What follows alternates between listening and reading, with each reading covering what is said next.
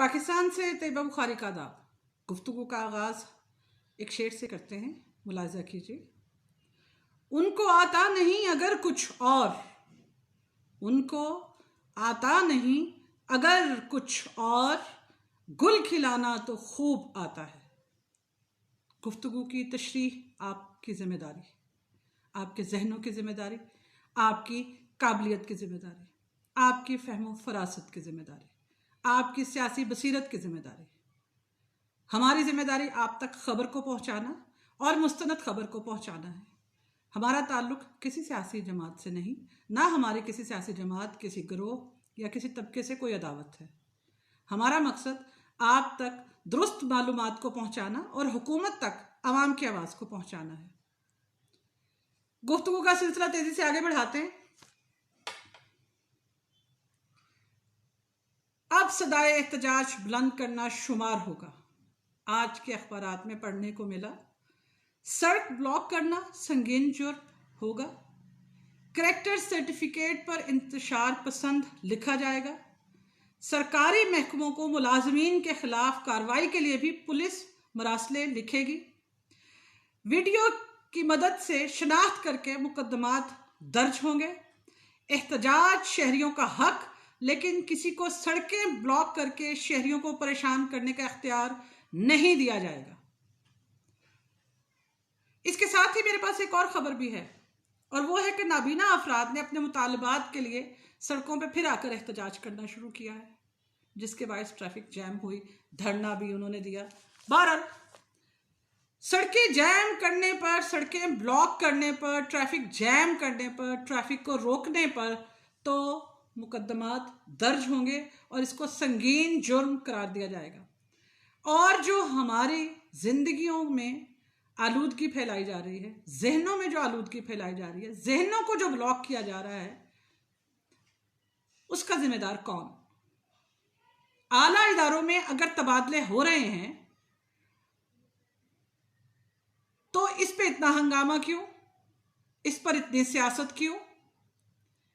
इस पर इतना कहना क्यों? ये किसकी अथॉरिटी है? आप समझ तो गए होंगे कि हम क्या कहना चाह रहे हैं। मिसाल के तौर पर, क्या ये हमारे जहनों को ब्लॉक करने के मुतरादिफ नहीं कि अगर आला रियासती इदारों में किसी को कोर मिल रही है या किसी को कोर मिल रहा है तो कोर की बजाय गौर क्यों नहीं करते हम अपने रवैयों पर? पाकिस्तान का क्या तासुर बाहर जाता होगा? बल्कि मुल्क के अंदर भी सोच लेना चाहिए कभी कभार कि क्या तासुर जा रहा होगा। क्या हमारे यहां तबादलों पे भी इतना भौचाल आया करेगा या आता रहेगा? क्या हम बतौर रियासत सियासत और जमहूरियत से कुछ सीख पाए हैं या नहीं? तो जवाब देना बहुत मुश्किल हो जाएगा। जनाब, नौजवान नस्ल को आज हम जितने भी मसाइल में घिरे हुए हैं, जिनमें बेरोजगारी, महंगाई, माशरती मसाइल और बहुत कुछ है, अगर इन तमाम को छोड़कर और हमारे खित्ते में जो मसाइल तेजी से हमें अपनी लपेट में लेने के लिए आगे बढ़ रहे हैं, मिसाल के तौर पर कभी आप क्वाड के इजलास को देख लीजिए, कभी आप अफगानिस्तान की सूरत हाल को देख लीजिए, कभी आप भारत के मामलात को देख लीजिए, कभी आप ईरान के मामलात को देख लीजिए, कभी आप बढ़ते हुए बैरूनी कर्जों के मामलात को देख लीजिए, FATF को देख लीजिए, IMF को देख लीजिए और बहुत से कोरोना की सूरत हाल को देख लीजिए।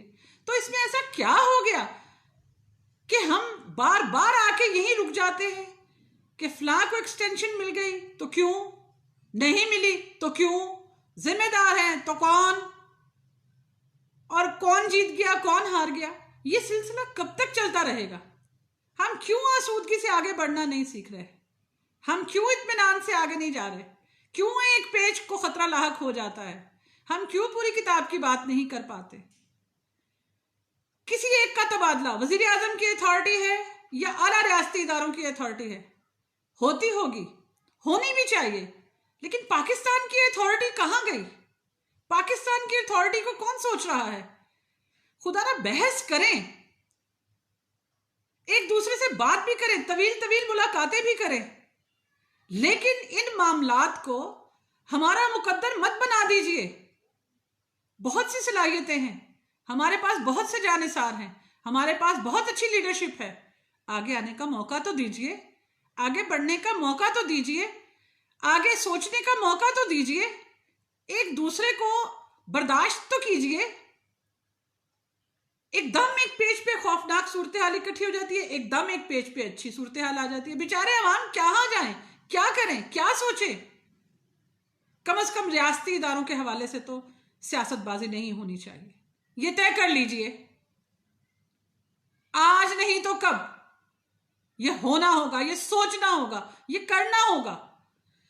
अब अगर मिसाल के तौर पे अखबार में छपने वाली चंद लाइनें आपको बता दूं, जो कि मेरी कोशिश है कि मैं इदारे का नाम मत लूं, क्योंकि मेरे गुफ्तगू को मुल्क से बाहर भी सुना जा रहा होगा। कम से कम मुझे तो ख्याल है कि मैं अपने इदारों की इज्जत और तकरीम बरकरार रखूं, और मुझे ये रखनी है। मुझे यह हुनर आना चाहिए कि मैं अपना मौक़िफ़ भी पेश करूं, अपनी बात भी आपके सामने रख दूं, और तज़हीक का पहलू भी नुमाया ना हो, तनकीद का उनसर भी शामिल ना हो, और गुफ्तगू का मयार भी बरकरार रहे। बहरहाल वज़ीर आज़म की बात कर लेते हैं। हमारे नुमाइंदे, आवाम के नुमाइंदे, ये नाम ले लेना, कोई बुरी बात नहीं। वज़ीर आज़म को कम से कम 3 नाम भेजे जाएंगे, भेज दें। इसमें सुपर लीड वाली कौन सी बात है कि अखबारात में इसको नुमाया सुर्खियों में शामिल किया जाए? ये रूटीन मैटर होना चाहिए। हमारा कुछ तो मामला महफूज तरीके से होना चाहिए, और उसको सरेआम थड़ों पे डिस्कस नहीं होना चाहिए, बाजारों में, दफातर में या टीवी चैनल्स पे तो इसको डिस्कशन में नहीं आना चाहिए। आगे बात बढ़ाते हैं। आगे बात देखिए कैसी रुख इख्तियार करती है कि 2 अहम शख्सियात की तवील मुलाकात हुई है। वज़ीर आज़म ऑफिस ऐसा कोई कदम नहीं उठाएगा जिससे हमारे आला रियासती इदारों के सरबराहान की इज्जत में कमी आए। दूसरी तरफ से भी ऐसा ही होगा तो भाई होना चाहिए। अगर ऐसा नहीं होगा तो क्या होगा? तो इसको अखबारात में लाने वाली कौन सी बात है? तो सियासत तो आप खुद ले आए। आप हमें बहुत अजीज हैं, हमने आपको बड़ी उम्मीदों से इक़्तिदार तक पहुंचाया है। आप हमारे हुक्मरान हैं, आप हमारे हमसायों के हुक्मरान नहीं हैं। हमारी आपसे उम्मीदें इस कदर हैं कि हम आपको जीता देखना चाहते हैं। बार बार हम आपसे ये कहना चाहते हैं कि हमें शिकस्त नहीं चाहिए। आप आए हैं, कारकर्दगी दिखाइए, सियासत ना कीजिए। कम से कम इन इदारों के नाम पे सियासत बिल्कुल भी नहीं होनी चाहिए। ना खुद कीजिए, ना किसी को इजाजत दीजिए। कम से कम हमें अपने इदारों का एहतराम खुद करना होगा। हाई बर्ड वॉर, लो बर्ड वॉर, या शॉर्ट टर्म वॉर या लॉन्ग टर्म वॉर अब खत्म होनी चाहिए। इंटरनल वॉर तो बिल्कुल भी नहीं होनी चाहिए। उम्मीद है आप समझ गए होंगे कि हम क्या कहना चाह रहे हैं।